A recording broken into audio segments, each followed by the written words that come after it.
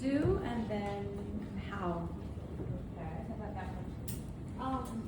A light blue will and a purple purple Great. Out and many. Great. No, I was looking at your watch. He was looking at my watch to see what time it is. Okay, here we go. Let's do, so what they're going to do while I continue to talk is they're going to play, Elena's going to draw some things and then William can copy that. They're going to, you'll play tic-tac-toe. They're going to play tic-tac-toe. We're going to see who's going to win. Look at all these over here. And then they're also going to just do some exercises that you guys can watch, where they're going to be sorting some things and just playing with some things. You want to start on it? While I talk about this. So what's going on here? Good question.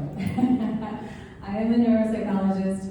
We are studying this and we're trying to figure out what the heck's going on as well. This all started, I'll just give you a brief background on myself. I was at 20 years ago at the Neurological Institute up in Columbia, and was excited about studying neural correlates of meditation. And at that time I was told that it would really ruin my career as a doctor if I studied something so outlandish.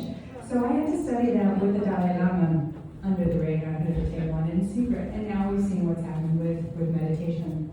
And then the same thing happened 14 years ago when I got excited about what was happening to toddlers' brains because of screens. So again, I was told not to study this. This was stupid. Everybody knows that screens are good for kids. And I wrote a book called Toddlers on Technology, and now we see what's happened with that as well. And then 10 years ago, the same thing happened with psychedelics. I got really excited about psychedelics. I was working at Mount Sinai at the time, and they told me that it would ruin my medical career if I ever studied psychedelics, so I left. And I focused on psychedelics since then. And we've all seen the positive benefits of that. So then about a year ago, the same thing kind of happened, and I got excited about this podcast, which is the #1 podcast in the world now. It's called the Telepathy Tapes. And I started helping them out with science and focusing on mind-to-mind communication. And I helped them with a podcast called, we did one on psychedelics and some various others. And they sent to me a child that could see through blindfolds and said, we want you to do a podcast on this. So, being my skeptical doctor, I put on my scientific hat and I said, as any scientist would say, bullshit. Sorry, no one can see through a blindfold. Sorry, buddy. That was bad. And, took a deep dive, and we traveled all over the world, and we studied various people who are doing this, and we determined not only is it happening, it's repeatable, it's trainable, and we're studying it. So we have the largest sample of EEG studies of people looking through blindfolds. You want to take the bottom one off? Yeah, you can do that. And we're able to identify that there is a specific neuronal correlation with being able to see through a blindfold. So what? Right? Is this a party trick? Maybe. But we have been able to show that this really expands people's awareness. And we've had people come to us and say, if this is possible for my mind to do this, what else can my mind do? And we're hoping that this will really open people's mind, because a lot of people aren't going to do psychedelics, breathwork, or meditation to really understand that there is more than meets the eye. Perhaps consciousness is the basis of reality. Our hope is that this, with a simple blindfold, can get people to come out of their materialistic paradigm and know that there may be something more than meets the eye. And perhaps we are all connected, and perhaps we all should be kinder to each other and a little more gentle. So that's one of our hopes. Yeah, buddy? Do you think we should keep the cups or anything? Do you want to do the cups? Yeah, we do Yeah, that. please. The cups or Okay. Let me get Like the organize a little. Then I do lose my hand like a leg. Okay. we're seeing with kiddos that this really helps get them out of this whole epidemic that we have of being other focused through social media, worrying about what everybody else is doing. We're closing their visual, they're going inside. They're really getting in touch with their intuition.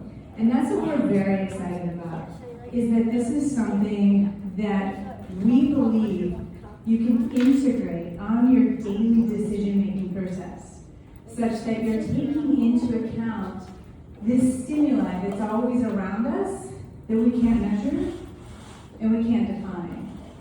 But it's undeniable that this stimuli is coming in. So we've created a training program. It's all online. Most programs for kids are 3 days, and adults are 10 days long. And William went through one of the 3-day programs with someone, one of these other people, and had absolutely nothing. We can do this in an hour. So we're able to work with people like Greg, who I'm sure I'm going to show you some videos of, and within an hour, Greg was seen through the blindfold. It's a very exciting place. It's very novel, kind of like psychedelics were 10 years ago. So I'm grateful that everyone is here still listening, because this is really kind of on the edge and something that a lot of doctors, including myself, think is not true and not possible. But we're really excited about it. Once you take it to this step, these kiddos are coming to me and they're saying, I have a superpower. Oh my God, I can see through a blindfold. I can do my math homework. That's what this guy said. We had one child the other day who said, I feel like my eyes are out of my head, but they're still looking down. And one thing that William had said a while ago as well was, I feel like my brain is connecting to a supercomputer and I'm having downloads. That's what I said on the video, like on my iPad. He's playing tennis blindfolded, so we see a lot of potential for athletes, because it kind of puts them in that precognitive base. We're seeing a lot of applications for increased sustained attention, because we're seeing all of this attention from these kiddos that is really decreased because of the screens. And we're excited to talk about the research too, because what we're able to see, we're going to call in, we're going to zoom in my scientist who's helping us with all the EEGs, and he'll describe to you exactly what our methodology is. And it's really exciting to see specifically what's happening within the brain when people are seeing through a blindfold like this. So there's a lot of potential here, a lot of promise. We're 501c3, we're also an LLC, and we're doing all of this online. So I see a little boy in the back, and I'm wondering, our little boy in the back who we were waiting for earlier, we're wondering if maybe he wants to train with us over here when we're done. When we're done presenting, do you want to train? Yeah? Okay. So we have an audience participant. So when we're done, sweetheart, what we'll do is we'll train you, and then maybe a little bit later during the presentation, he can come up and show everybody what he has learned, in this case. Are you up for that, buddy? Maybe? Yeah, we'll do a video maybe. So that's kind of our story. We do have some slides. Do you mind sharing the slides? I'm really not good at following slides here. But I have something to say if you're doing training. Okay, yes. If you practice enough, eventually you will be able to, just when you put on the blindfold, you'll immediately start seeing, and sometimes you can start, like most people start by seeing it or feeling it. I started by feeling it, then I started seeing it. I'm trying to smell it and taste it. I mean, I hear it, feel it, and see it, and I'm trying to smell it and taste it. We had a smeller last week, so that was really cool. It's really fascinating. Thank you, buddy. It's really fascinating how people can pull in. It's almost like synesthesia. We don't know where this information is coming from, but it's coming in. Do you want to see that? Yeah? Yeah. Are you done?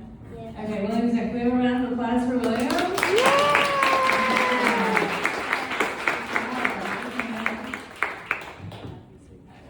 There's sometimes my eyes start to hurt once I get He's gonna take spring break. That's a bad